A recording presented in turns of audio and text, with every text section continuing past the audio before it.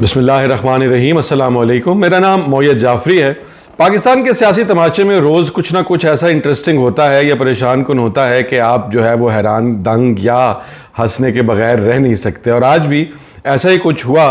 उमर अयूब साहब जो पाकिस्तान तहरीक इंसाफ के सेक्रेटरी जनरल हैं, उन्होंने आज एक बयान इशू किया और उन्होंने कहा है कि जो इस्टेब्लिशमेंट है वो मुझे और हुकूमत मुझे गिरफ्तार करने के लिए बेताब है और पागल हुई खड़ी है। अब इसकी क्या वजह है, उसके पीछे क्या सबूत है, ऐसा क्या हुआ जिसके नतीजे में उन्होंने ये कहा, इसके ऊपर आपको इन्फॉर्मेशन भी देंगे और तबसरा भी करेंगे, आपको इसके ऊपर एडिशनल इन्फॉर्मेशन देंगे। उसके बाद पीटीआई के कुछ जो ओल्ड गार्ड जिसे हम कहते हैं, पुरानी क़यादत जो अंडरग्राउंड हो गई थी, उनमें से कुछ मानूस चेहरे अब मंजर आम पर आने लगे हैं। मुराद सईद साहब, उन्होंने भी आज प्रेस कॉन्फ्रेंस की, उस पर थोड़ी सी बात करेंगे। अलीमा खान, इमरान खान की जो बहन है, उनके साथ हमारे एक बहुत ही बावसूख ज़राए की गुफ्तगू हुई और ये ख़बर हम तक पहुंची है कि उन्होंने कल जो फ़ैसला लिया गया पाकिस्तान तहरीक इंसाफ की इमरजेंसी क़यादत की तरफ से जलसे को पोस्टपोन करने का और ख़ान साहब की रिहाई के लिए जो प्रेशर बिल्ड करना था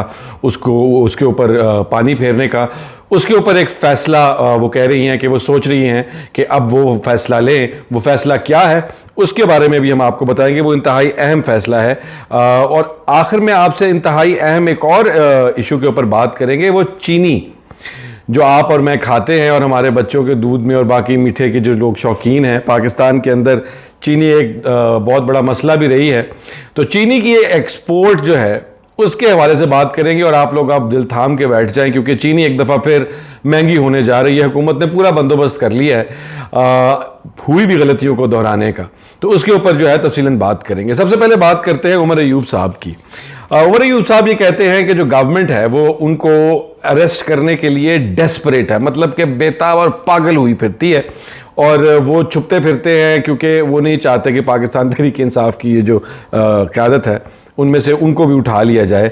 हुआ कुछ यूँ है कि anti terrorist court ATC Sargodha में से उनके खिलाफ एक अरेस्ट वारंट जो है वो इशू हुआ है, और जिसके ऊपर उन्होंने कहा, और ये अरेस्ट वारंट जो है इसके इशू होने की डेट काफ़ी मशकूक है कि वो ज़ेर अताब थे उमर अयूब साहब। पाकिस्तान तहरीक इंसाफ के वोटर्स और सपोर्टर्स और कई लीडर्स भी उनको तनकीद का निशाना बना रहे थे और उनकी जो पॉपुलैरिटी थी, उनकी जो कह लें मकबूलियत का ग्राफ पहले तो बहुत ज़्यादा नहीं था लेकिन और भी नीचे जा रहा था। तो अचानक ही उनको जैसे कहते हैं ना, डूबते को तिनके का सहारा के तौर पे, वैसे तो किसी के खिलाफ अरेस्ट वारंट नहीं इशू होना चाहिए और इसकी कोई तस्दीक नहीं है। ज़ाहिरी बात है कि इसको वसूख से नहीं कहा जा सकता कि ये किस तरह से हुआ, किसने करवाया और ये अरेस्ट वारंट क्यों इशू हुआ आज के दिन ही। लेकिन अगर आप 2+2 4 करें तो आपका जहन जो है वो इस तरफ जाए बगैर रह नहीं सकता कि वो अचानक ही उनकी साख को बेहतर करने के लिए जो है ये एक इकदाम महसूस होता है। और कल बहुत सारे जो PTI के आप कह लें हक में और उनके साथ हमदर्द व्लॉगर्स हैं, मिसाल के तौर पे सिद्दीक जान साहब ने तो कल यहाँ तक कह दिया था कि उमर अयूब साहब और इनके साथ के जो लोग हैं वो गवर्नमेंट और इस्टेब्लिशमेंट की इंश्योरेंस पॉलिसी हैं।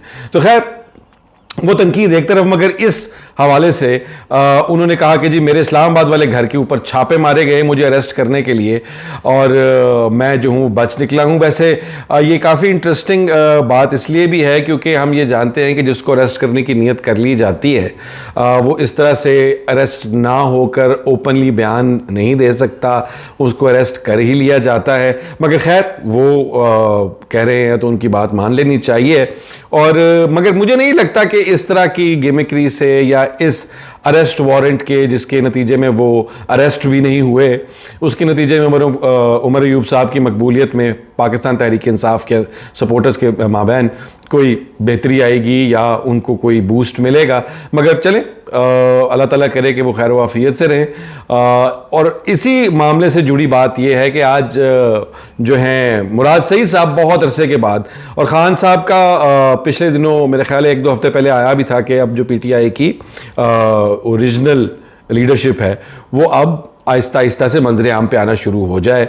और आज ये जो है उन्होंने भी प्रेस कॉन्फ्रेंस की और उन्होंने बाकायदा ये शो किया कि now he is back in the game. उन्होंने हुकूमत को तनकीद का निशाना बनाया, हुकूमत के ओछे हथकंडों की बात की, PTI के लिए श्रिंक होती हुई जमहूरी आज़ादी के बारे में बात की और भी बहुत सारी इसमें बात की। मगर वो बातें एक तरफ जो मेजर इससे टेक अवे है वो ये है कि ये जो कल का एपिसोड है उसके बाद अब जो PTI की लीडरशिप है वो बाहर आना शुरू हो गई है, क्योंकि एक लीडरशिप क्राइसिस लोग कह रहे थे कि इस तरह के मामलात का बनता हुआ नजर आ रहा है।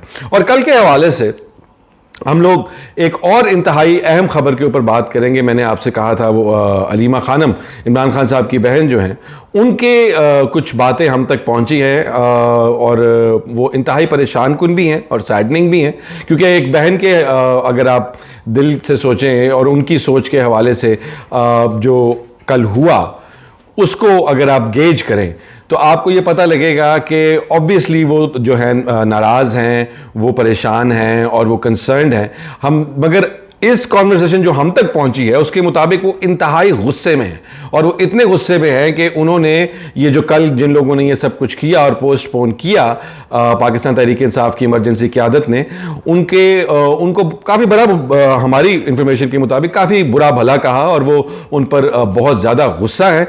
उन्होंने इस बात की जो है एक हिंट दिया है कि अगर ये जो मौजूदा क़यादत है पाकिस्तान तहरीक इंसाफ की, अगर ये कोई मुस्तकबिल करीब के अंदर मेजर स्टेप नहीं लेगी तो फिर अलीमा खान जो हैं वो जेल के बाहर जाकर धरना देंगी और वहाँ पर प्रोटेस्ट करेंगी।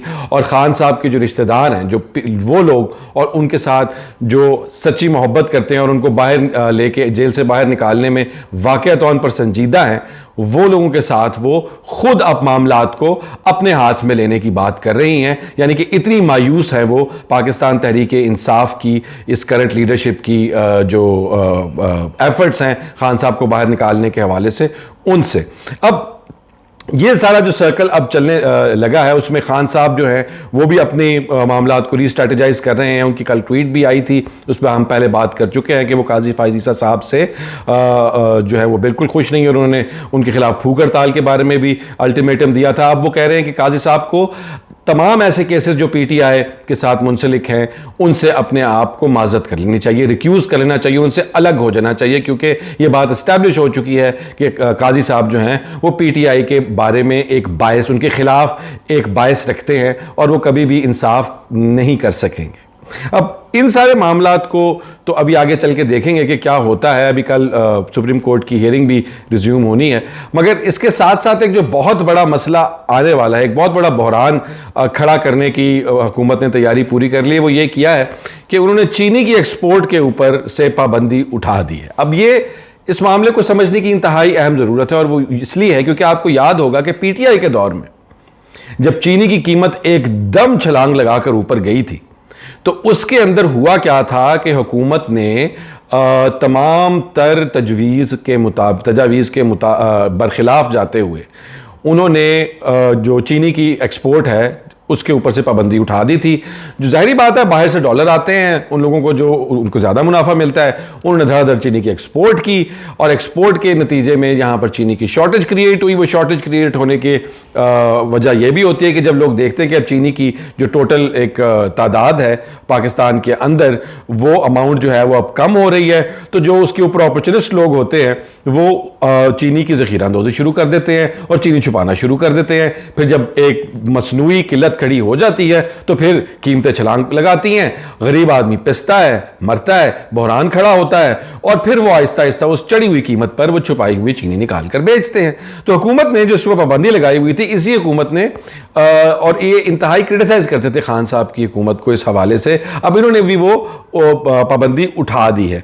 जो सीनियर लोग हैं शुगर के बिजनेस से एसोसिएटेड और जो पहले ट्रेड कॉर्पोरेशन ऑफ पाकिस्तान के साथ भी एसोसिएटेड रहे, उनके साथ हमारी बड़ी तफसीली बातचीत थी और उन्होंने ये बात बड़ी क्लियरली कही थी। और आपको याद होगा कि ये पाबंदी क्यों लगी थी, इतना बड़ा सीन क्रिएट किया, इतना क्रिटिसिज्म, इंक्वायरियां जहांगीर तरीन की आपको याद होगा, डिस्क्वालिफिकेशन के ऊपर बात आ गई, ये हो गया वो हो गया, चीनी की एक्सपोर्ट की इजाज़त क्यों दी, मुल्क के अंदर चीनी की कमी हो गई, आपकी वजह से गरीब आदमी पिस गया, चीनी की कीमत। हर प्रेस कॉन्फ्रेंस में इनके तर्जुमान ये चीनी महंगी होगी, चीनी का बहरान, चीनी महंगी होगी, आपने सुना होगा।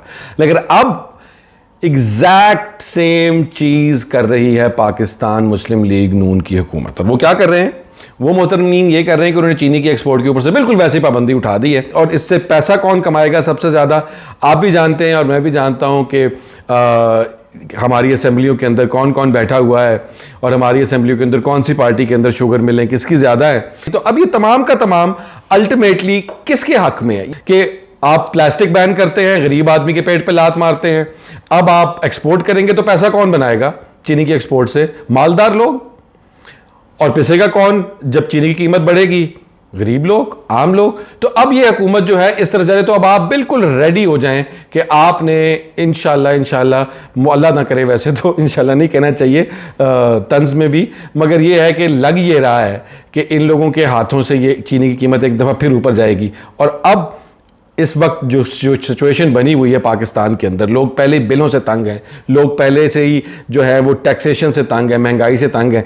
ये भी जब होगा तो उसका नतीजा जो इनको झेलना पड़ेगा वो आप और हम सब देखेंगे। वैसे भी हल्कों में ये बात हो रही है कि इनके दिन जो हैं वो अब कम ही नज़र आ रहे हैं और लोगों की जो बर्दाश्त है वो बाहर ख़त्म हो गई है। तो देखते हैं कि क्या बनता है आने वाले दिनों के अंदर। कल के आपसे दोबारा मिलेंगे। चैनल को सब्सक्राइब कीजिए, वीडियो को लाइक कीजिए, अपना ख्याल रखें। अल्लाह हाफ़िज़।